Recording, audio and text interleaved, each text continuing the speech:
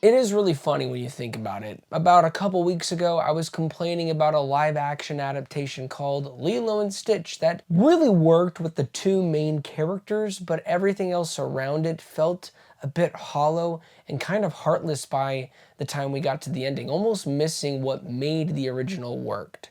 Here, you have no issues that come close to that sentiment. This movie delivers. It's not perfect, and I want to actually get into my issues before I start gushing about how much I really enjoyed this adaptation. And by adaptation, I really mean this is a carbon copy of the original cartoon film that has about 20 to 15 extra minutes, and that's where I'll start with the negatives. This movie could have been trimmed down just a hair. I really felt the length in the first 45 minutes. It's not horrible, it's not terribly boring, you just felt the length with it, compared to the second half that just keeps going and going and you don't want it to end. Another thing that didn't work for me are the side characters, where in the animation, where the humor really has to land, it lands. Here, I didn't really buy into not necessarily the camaraderie or the chemistry between the cast members, but it was the writing and how they delivered it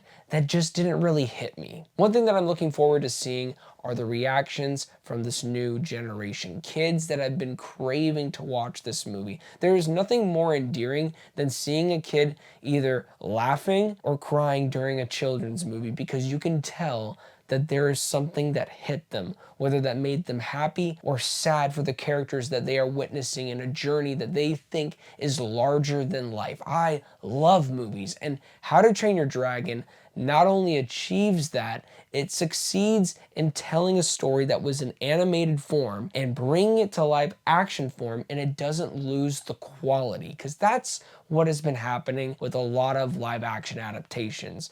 I've mentioned it before, but Lilo and Stitch to me didn't really feel like the same film at the end of the day. And that's fine if they wanted to retitle it and it wasn't called Lilo and Stitch, it was something else entirely, and they wanted to make it more realistic. Here in How to Train Your Dragon, it makes it real, but it still carries that same care and love for the original story. Now, I'm all about change, especially if it's for the good of the story. I believe director Dean didn't really need to worry about that because he already had the blueprint. He just had to give it to us in this form. There are three things in this movie that needed to be successful in order for it to actually be a hit, and I think it achieved it. Number one, the relationship between Hiccup and Astrid. Mason carries the same awkwardness, heartbeat, and bravery that we have come to acknowledge and love from the original animated version, voiced by Jay Baruchel. And Nico Parker, who plays Astrid, phenomenal stuff from her. I actually believed in the irritation she had towards Hiccup, how he's this privileged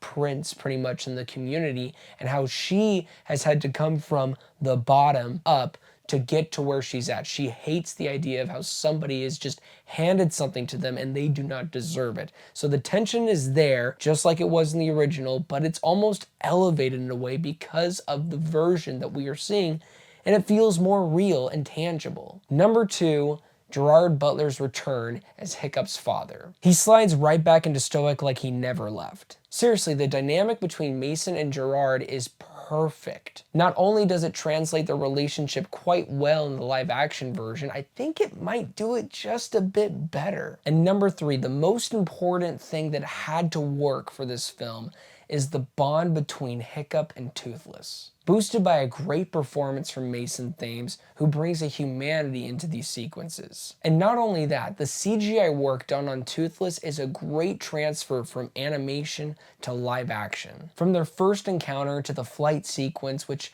by the way, you need to see this in IMAX. I give you my full recommendation for it. But the cinematography is absolutely stunning, where at first I thought it was kind of a negative, but I understand what they were trying to go for. It's a little bit of shaky cam in the first half, and I believe that was representing Hiccup's almost hesitation with this flight.